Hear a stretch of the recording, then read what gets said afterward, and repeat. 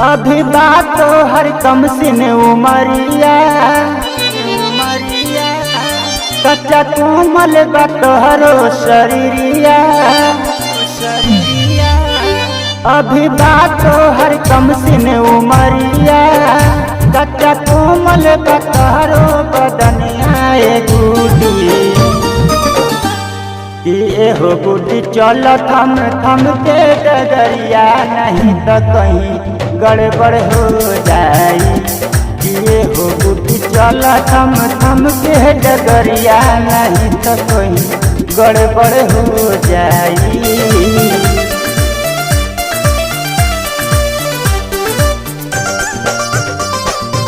जीत स्टूडियो आरा।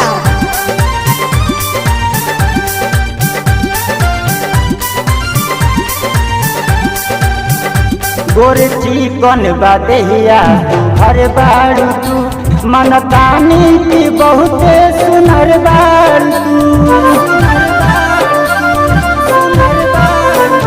तोहर सबसे जुदा बा अदाए गोरी हुस्न वालिन में सबसे ऊपर बारू जान मारे ला तिरछी नजरिया लटे का वजन ऐसे कमरिया केहू के लागी करे जवा में धाका केहू के दिल के दौरा पड़ जाई।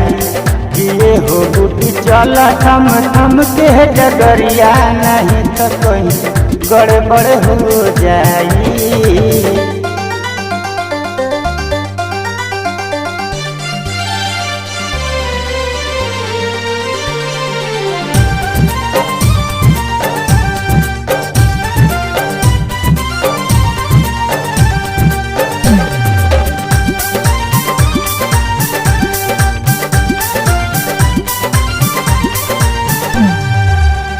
बड़े फुर्सत से गढ़ले विधाता तोहके एकर मतलब ना कि मुआदा सबके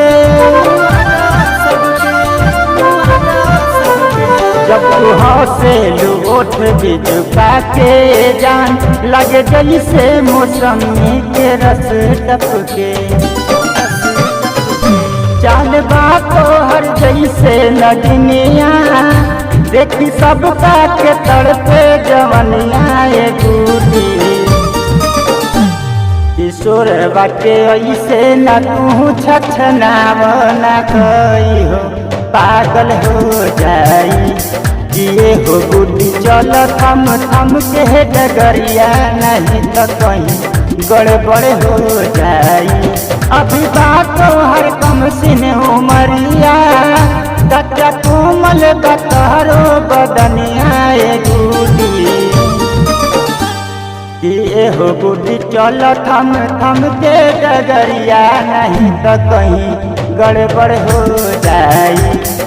ये हो गुडी चल थम थम के डगरिया नहीं तो कहीं गड़बड़ हो जाई।